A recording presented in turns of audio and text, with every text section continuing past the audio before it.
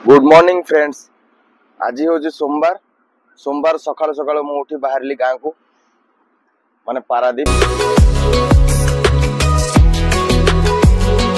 एबे समय 5:19 है।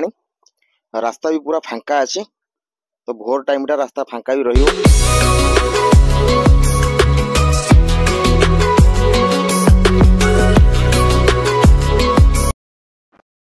भोक लगिलानी तो ताकू किसी खुआ को पड़ो कौन बुझी पारना पेट्रोल भरिया पड़ो कार रे।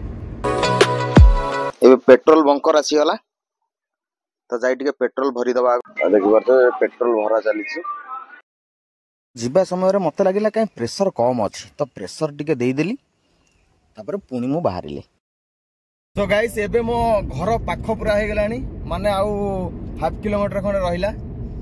घरे पहुंची आपठू विदाय नौची पुणी देखा नुआ एक ब्लॉग रे।